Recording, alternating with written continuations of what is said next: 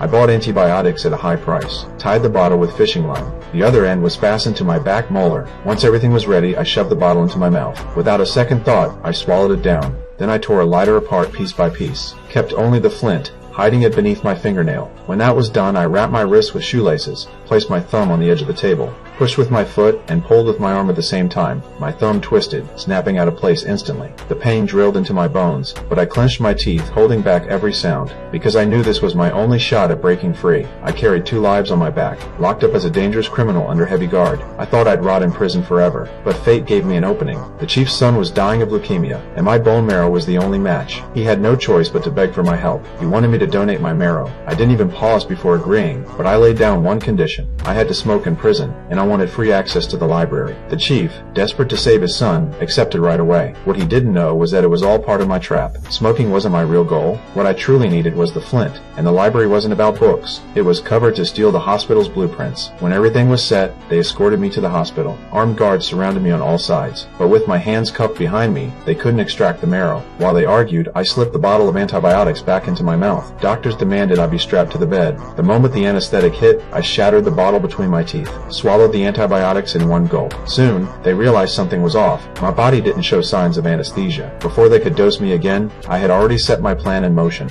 Then I snapped my eyes wide open. I jumped straight off the hospital bed. Chaos filled the room. I lit the acetylene tank in the corner. He rushed in and shot me in the leg. I stumbled out, grabbed a defibrillator, and dove into the laundry chute, sliding down all the way to the first floor. He locked down the laundry room with his men, but I had already disguised myself as a doctor, crawled back up through the pipes to the 3rd floor, returned to the operating room, forced the surgeons to cut off my shackles, then dug the bullet out of my own thigh. He followed the trail of blood straight to me. I seized a doctor and pressed a blade to his throat. I knew he wouldn't shoot. If I died, my marrow would be useless. His son would have no chance. He had no choice but to drop his gun. I dragged the doctor out with me, but I knew getting out of the hospital wouldn't be easy, so I sprayed acetylene all over the power room. Right as I finished, he caught up. I flicked a lit cigarette into the gas. The blast killed the electricity instantly. The whole hospital went dark. I bolted to the far side of the building, but the exit was locked tight. Police swarmed below, firing up at me. In that moment, the chief appeared again. He shot out the lights to keep me alive. I smashed through the glass, slipped into a passage leading to the prison next door, grabbed the warden as my hostage. With him under my control, I took over the prison. But what I didn't realize was that the police had already infiltrated. Creeping through the vents, they were right above my head.